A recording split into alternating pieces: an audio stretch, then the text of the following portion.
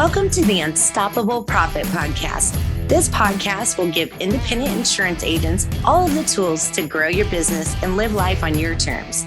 Wherever you are today, if you're starting with nothing or well on your way to the success you desire, with the right people, processes, and promotions in place, you will be unstoppable.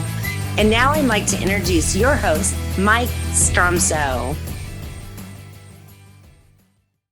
Greetings, everybody. Welcome to the next episode of the Unstoppable Profit Podcast. Welcome back, friends. And I want to share with you today where we help independent insurance agency owners grow their business, create wealth, and have more freedom to live life on their own terms.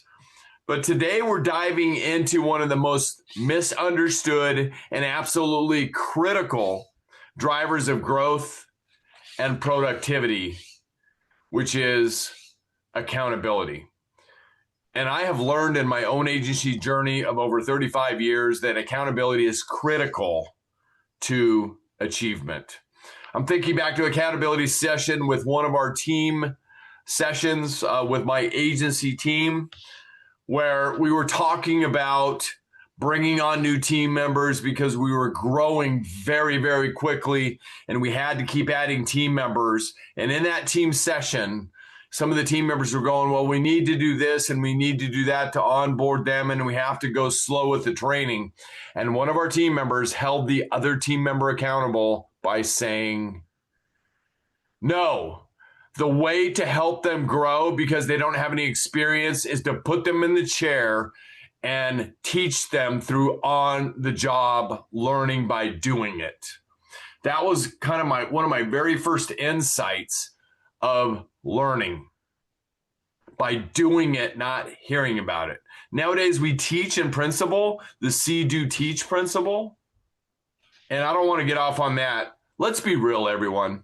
In today's fast-moving marketplace, accountability is no longer about checking boxes or leading people. It's about creating a culture where everyone owns their results. Joining me today again is the unstoppable Joel McKinley. Joel McKinley is our director of AFY at UPP. He does a great job at helping people own their impossible goals, helping them own their future through accountability. Joel, welcome back to the podcast. Thanks, Mike. It's good to be back. Grateful to have you back, man, and keep up the great work that you're doing. And I continue to think about the statistics that we pulled up recently on the most recent month in the accountability circles. Not everybody's showing up. Well, Mike, everybody loves the word accountability when it's outward facing. But when they have to look at that mirror of truth and see that accountability starts and ends with them, that's a tough pill to swallow for a lot of people. Why do you think that is? Well, Mike, we love accountability for other people because it's justice. It's holding them accountable to what they said they were going to do and the results that you want. But when that accountability gets leveraged on you and you have to face the truth of, did I do what I said I was going to do? Because no one wants to be a liar.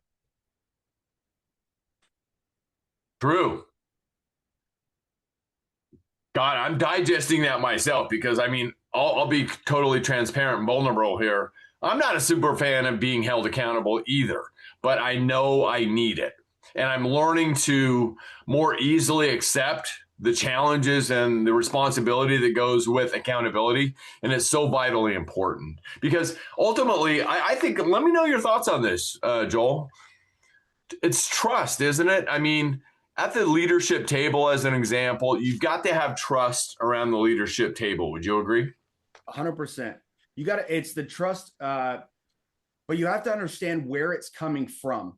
Accountability from the wrong place is judgment, is criticism, is critiquing, and that doesn't feel good for anybody. Nobody wants that.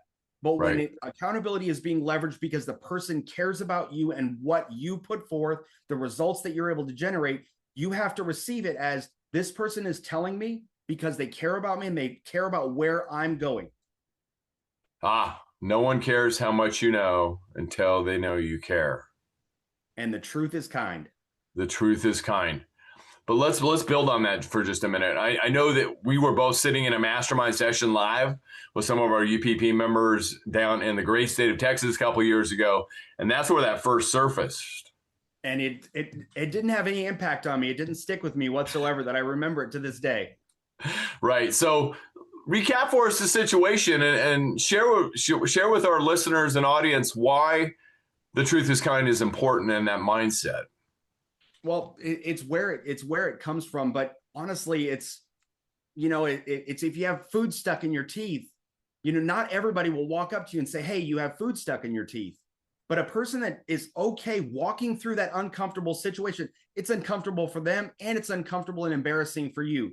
But a person that says, you know what, I'm going to walk through this, I'm going to tell them the truth, because then both people are able to move through it. You build that trust, you build that rapport between the two of you, but you're able to fix the situation when somebody tells you the truth. Awesome. Yeah, absolutely. And I'm reflecting back on a conversation that I had just yesterday with a super agency influencer and leader in financial work for agencies nationally. And we were both speaking at an event yesterday. And she asked me about, how do you think I did and how can I improve? And I love that mindset, obviously. And I said, hey, do you want me to sugarcoat it or would you like the locker room version? And because of the depth of our relationship and the trust that we have, she goes, I want the locker room version. And I told her, and she goes, that's amazing. I didn't see that. But she accepted that truth as complete kindness from an improvement standpoint. And so I think the trust is so important and the depth of relationship is so important. Let's get to it. And just for everybody that might be watching this, if you're watching this on YouTube, just go to our YouTube channel and search Mike Stromsoe, Unstoppable Profit Producer, or just go to unstoppableprofitpodcast.com, and please do share the link often. But if you go to unstoppableprofitpodcast.com and you see the video portion of this, you'll see behind Joel McKinley is Army Ranger, and he learned firsthand about accountability over 20 years as a servant for all of us and a soldier, most importantly. Thank you for your service, Joel, to our country and for our freedom.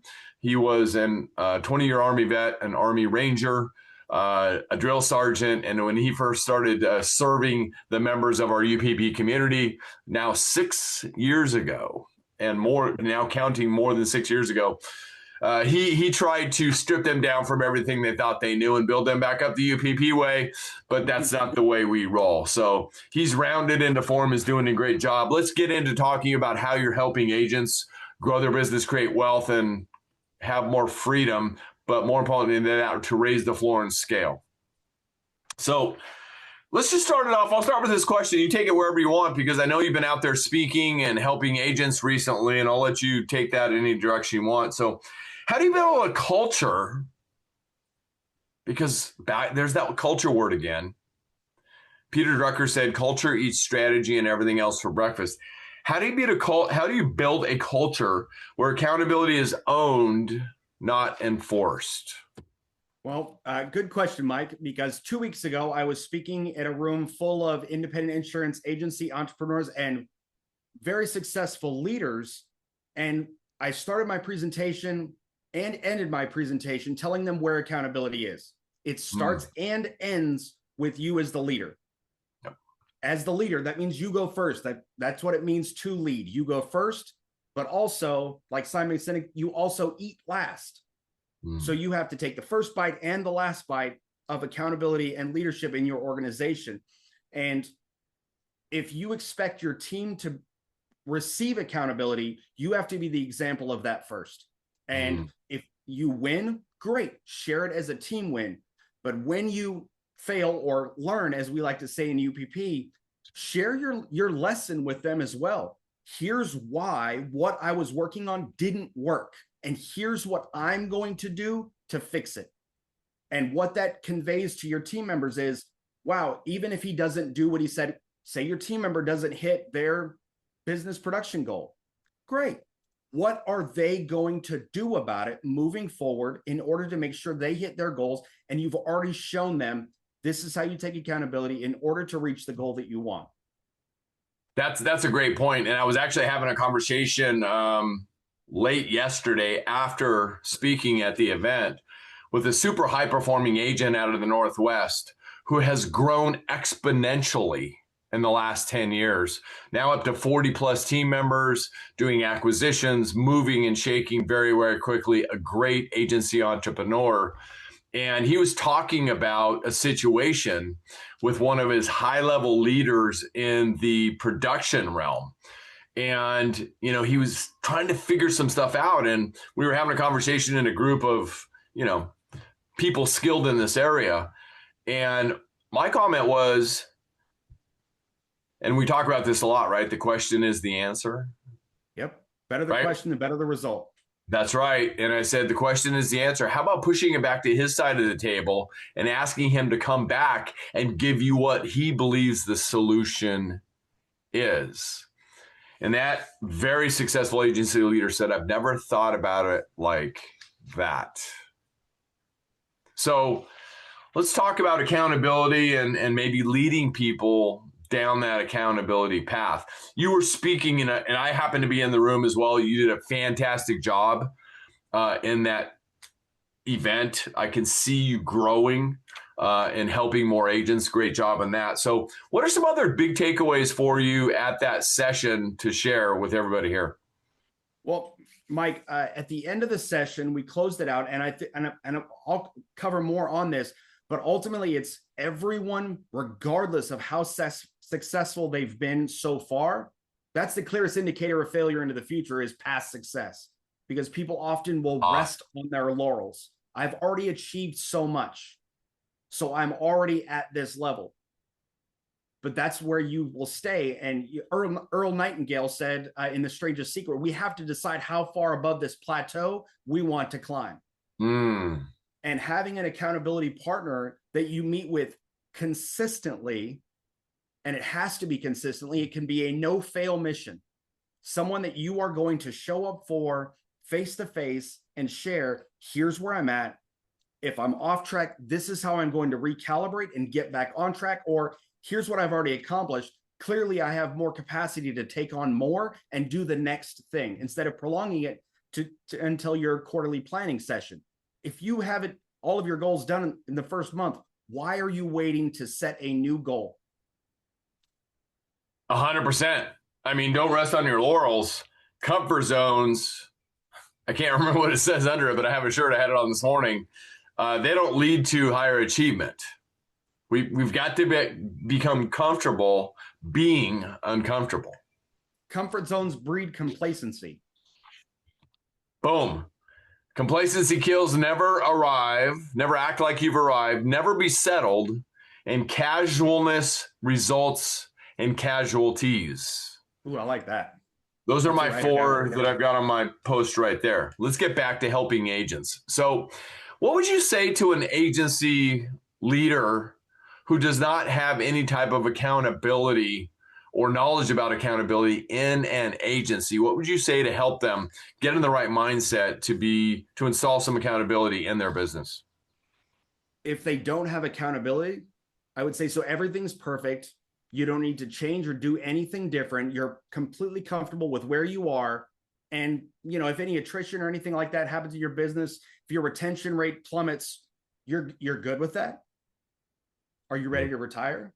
If the answer is no, then you must in place accountability within your agency, not only for yourself, but also for your team, because you're not going to attract A players for team members if there's no growth plan laid out where you can plug them in the interview and say, all right, if I decide to bring you within the agency, if you're a good fit for us and we're a good fit for you, you will not be able to sell them on you being a good fit for them if they don't see any path to getting better. Let's dig into that for a minute, because I opened that door yesterday when I was speaking with that group of agency leaders at that event. And that is the absolute key. Because when I interviewed my client, the $1.4 billion revenue entrepreneur, and asked him the question, what is one thing that you've done that's made all the difference in helping you achieve your current level, what would that be? He said simple. When I evaluate all the decisions I've made and how I got there, there is one common theme, and that's team. Together, everybody achieves more. So yesterday, I touched on this, and you just said it. If you're not making accountability be part of your culture, you're missing the opportunity to attract great future team members. Would you agree with that, Joel? I absolutely agree. And Mike, for anyone that's listening to this podcast, if you have not listened to the podcast that you recorded last week with Natty Lewis, you have missed out. Do not listen to it while you're driving, because you will have pages full of notes coming from Natty. And if you are fortunate enough to take action and be at Grand Mastermind in November, I can't imagine how many notebooks people are going to fill at her session, because she dropped so much gold. And she said, in meeting with CSRs and agencies that she worked with, she was asking, what is it you do? What results do you try to garner? And all of them could list off the tasks that they do, but none of them owned the results for how they made the client feel. I love that she said that, because in tying into accountability, say you want someone to make 100 calls. Okay. But what's the quality of the call? If they make 10 impactful calls, is that not better than making 100 bland calls that could have just been a robot? So when you're holding people accountable, it's not just the task, it's to the result.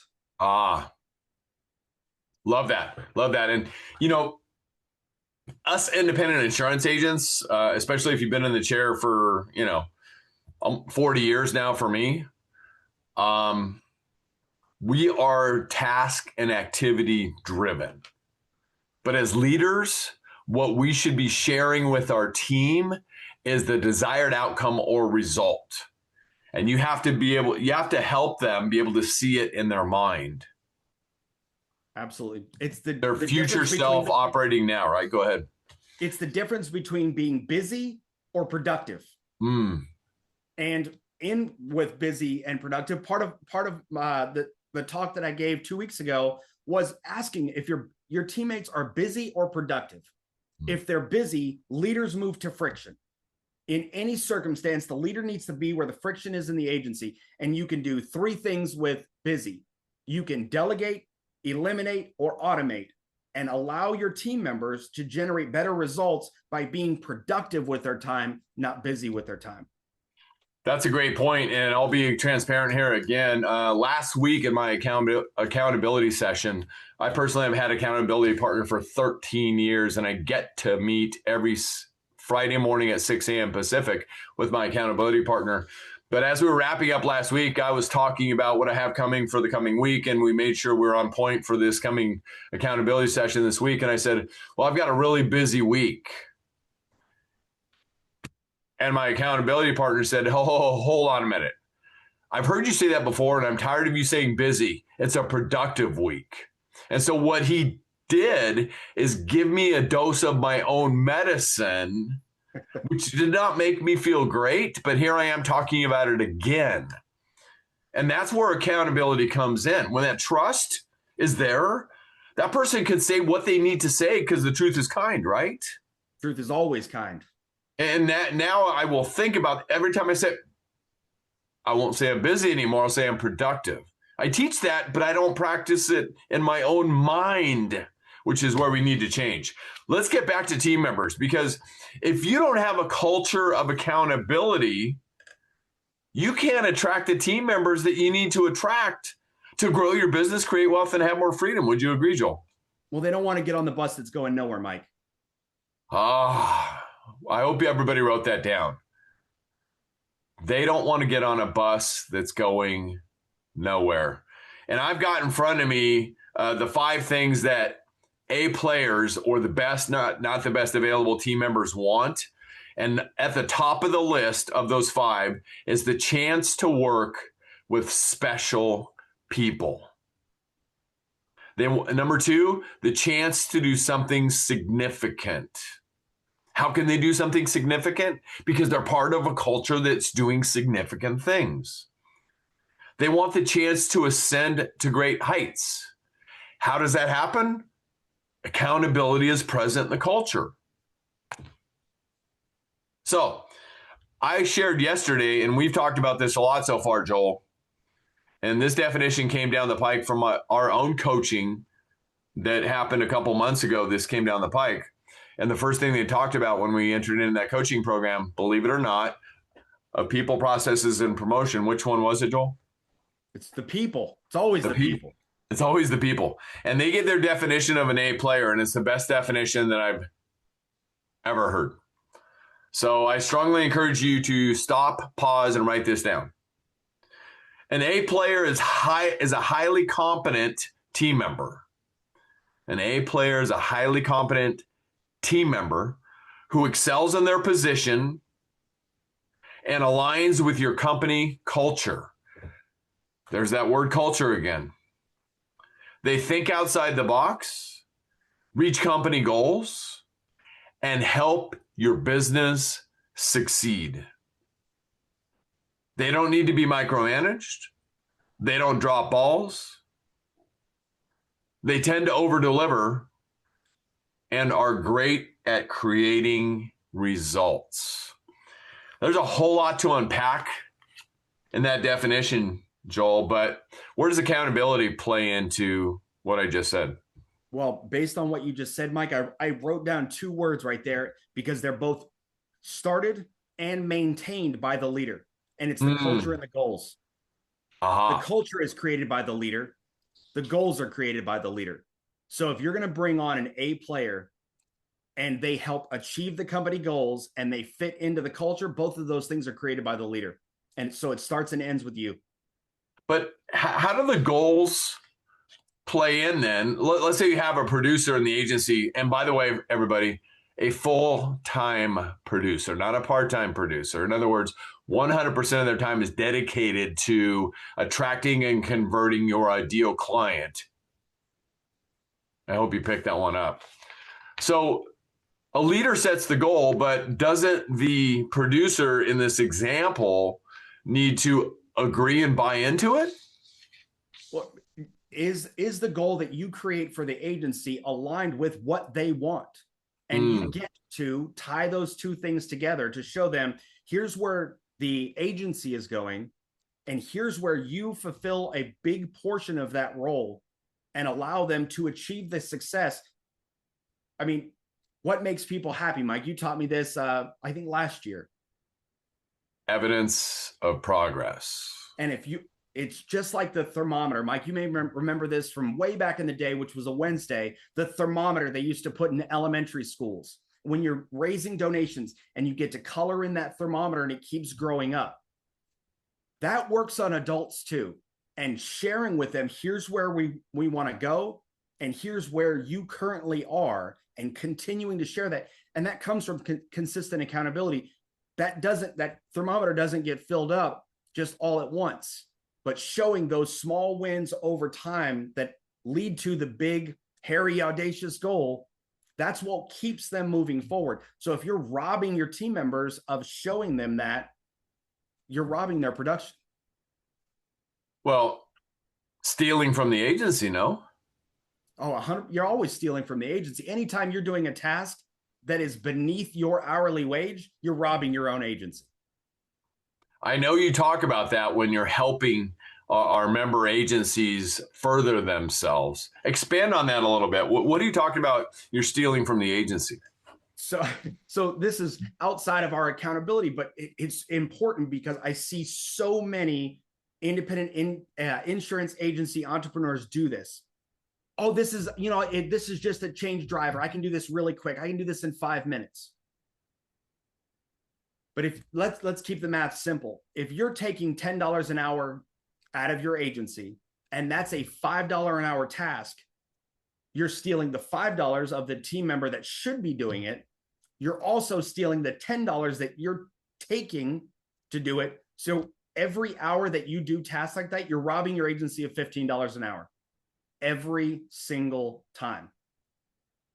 So you need to identify what it is you do and the wage that you should take for it, and only do those tasks.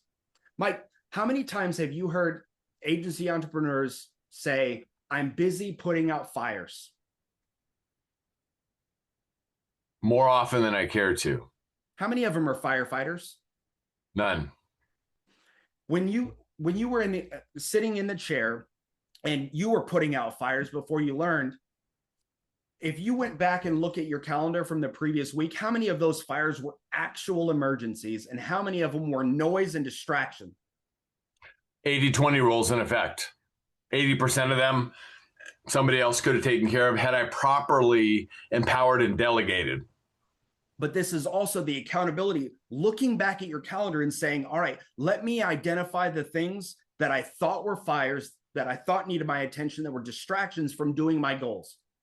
If you go back and look at that, you train your mind to, all right, this is not something, this is an empower my team member, and then I can hold them accountable to solving that problem so that I'm solving higher and higher level problems, which is what you want to be doing.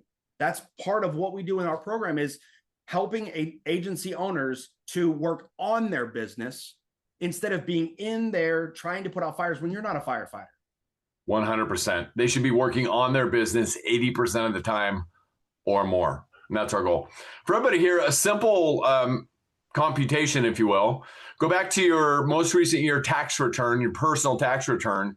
Divide your AGI, adjusted gross income, by 2,080 hours, which is standard working hours. I know you work more, but that's your hourly rate. And if you can pay somebody else below that number to do something, do it. You should not be doing it.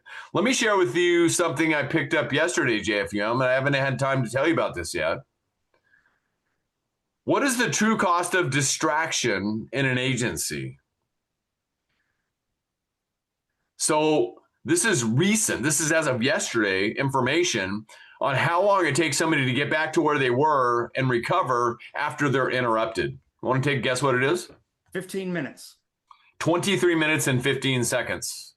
Wow. Non-monetary impact, increased mistakes, slows decision-making because of interruptions. Wow. Here's another thing that I picked up yesterday. Current agency stats. 25.2% of the account manager's time is spent answering phone calls. One of the highest compensated positions in an agency, 25.2% of their time is spent answering the phone. Talk about robbing the agency, huh? How many people know those numbers and they could accurately say, all right, here's what my people are doing, here's what they're doing all of their time? I mean, how many of those tasks could be eliminated, automated, or delegated? 100%. And I encourage people to reverse that. Automation, and then delegation, and then doing it. So let's keep moving. So in today's fast-moving world, how does accountability need to evolve, in your opinion? Good question, Mike. And realistically, I think we probably need to solidify the foundation of accountability before we ever think about evolving accountability. Just like when you're building your business, the first thing you have to start with is the foundation of the business. Are our core processes documented and trained at every single level? Are the people, the right people in the right seats doing the job before you ever try to promote the heck out of it? Because are you going to promote a bad product? Are you going to promote a bad business model or bad strategy? Then you just promote and everybody says, oh, well, this is who they are. So when you're getting back to accountability, the first thing that needs to happen is it has to be someone face-to-face. It has to be somebody that you own, that gives you that face-to-face and says, here's what I did, or here's what I didn't do, and here's what I'm going to do about it, or here's how I'm going to double down on my successes. And then you can add in the things like technology and reminders and the apps and everything else. But if you're not doing it face-to-face with a person and having that connection, it's very easy to silence a notification on your phone that says, hey, it's time for you to do this. I'll get to it later. It's very difficult to say that to a person that you're holding yourself accountable to. 100% agree. That's great stuff. So let me ask you one last question. If every listener or somebody watching the video of this podcast took just one action, and we believe in action, right? If they took one action after this episode in order to improve accountability in their agency as the director of accountability and the authority, what should that be and what should they be thinking about and doing, Joel? So this is something that I handed out a couple of weeks ago in that room. I handed out an accountability commitment pledge. And I just asked them, hey, in the 2 days that you've been in the room so far, you've come up with 3 action items that you want to take within your agency. But every time people leave a mastermind, they leave a conference, they close that notebook or they close their computer, and where does it go? It's gone. How many of them actually take action on what they said they wanted to do? So first thing is write it down. Print it out and keep a hard copy of it. Share that copy with another person. And it has to be a named person, not I'm just going to give it to somebody. A named person, and nothing gets something done more than a deadline. So set a date. This will be done by this date, and tell that person, this is the date I'm going to have this done. Please check in with me, or I will meet with you to let you know when that's done. And if they don't have that done for their quarterly goals, their annual goals, their 3-year and their 10-year, laying out what they're going to do, it's the 10-year. You can completely reinvent yourself in 10 years or less. 100% agree. Either by design or by accident. So if you're not doing it by design, you are setting yourself up to fail every single time. And we do not want that for anybody. Joel, are you willing to help some agents out? I'm always willing to help. Cool. Send an email to vip@upplife.com. That's vip@upplife.com. And Joel will be willing to, and make sure you put accountability in the subject line. vip@upplife.com. Send an email, put accountability in the subject line, and we will be happy to kick back Joel's accountability sheet so you can begin to take action, not just words, meaningless platitudes. You're going to take action on accountability and begin to build your culture of accountability. I know I put you on a spot there. Are you good with that, Joel? I'm good with that. Because 80% of the people won't do anything with it, right? I think it's probably more than 80% that won't do anything with it, Mike, but the challenge is out there now. That's right. But we know that's not you because you're here and you showed up for this podcast. Joel McKinley, any last thoughts before we wrap this up? Yeah, if they want to learn more about accountability or be in a room full of people that want to hold themselves accountable and want to reach the next level, I would venture to say they should probably be in Arizona in November. At UPP Grand Mastermind. That's right. Where can they find out more information on that, Mike? Well, I don't know, but you were mentioning Natty Lewis earlier, and I moved on and I didn't mention it. That's uppmastermind.com. Super simple. uppmastermind.com. It's November 7th and 8th for all who want to attend and grow and build and scale their business. Natty Lewis is going to be there. I just got the updated visual of the list of speakers. Daniel Metcalf, Patty Laures, Rob Bowen, Garrick, Kathy, and Randy Hill, the Hill Gang, David Call, Rod Hanks, Jesse Parenti, all agents other than Natty, but she's an expert in her own realm. It's going to blow people's mind. All agents who have highly achieved, and they're going to share how they did it. We 100% guarantee that you will 10x your ROI from that event. And if you don't, you come tell us after day one. We will refund your investment to be there. We will give you $500 toward your travel expenses, and we will part friends. That's how strongly we believe in what we do. That's uppmastermind.com. Great question, Joel. Thank you. Oh, thanks, Mike. Any other last thoughts? Nope, that's it. Ladies and gentlemen, super, super excited about the future. It is absolutely unlimited. But like I spoke about yesterday, I was speaking about foundational work within the agency business and people reaching their full potential. And because you showed up here, we know that you're committed to reaching your full potential. And if this is your first time on the podcast, welcome. My name is Mike Stromsoe. I'm widely recognized as a leading author, speaker, and coach for the independent insurance agency industry. You can learn more about what we do in our team and everything we're about at upplife.com. And if you're interested in attending our next live event, we just talked about it. Just go to uppmastermind.com. Join us in Arizona. We guarantee it will change your life personally and professionally, because our core purpose at UPP is what, Joel? Impact people's lives personally and professionally. Exactly. That's why we exist. Everything we do is designed to share with you some of our best money-making strategies proven over 36 years of research in our industry. And that research continues to elevate to help agents grow their business, create wealth, and have more freedom to live life on their own terms. And also, if this is your first time, or if you haven't done this yet, please go to unstoppableprofitpodcast.com, unstoppableprofitpodcast.com. Go up to the top, click subscribe so you don't miss one valuable episode. And if you got great value to this episode, please share that link, Unstoppable Profit Podcast, with another agent that you know that you care about who also wants to grow their business, create wealth, and have more freedom. Any last thoughts, Joel McKinley? Nope. Look forward to seeing everybody in Arizona so they can surround themselves and be the average of the 5 people they spend the most time with. Yeah, and everybody there, yeah, they are all committed to growing. That's why they keep showing up in our UPP community. Fantastic. Thanks for joining us, everybody. Until next time, create a culture of accountability. I'll see you in the next episode. Thanks, Joel. Thanks, Mike. Do you love the podcast but don't know where or how to get started? Visit www.upplife.com.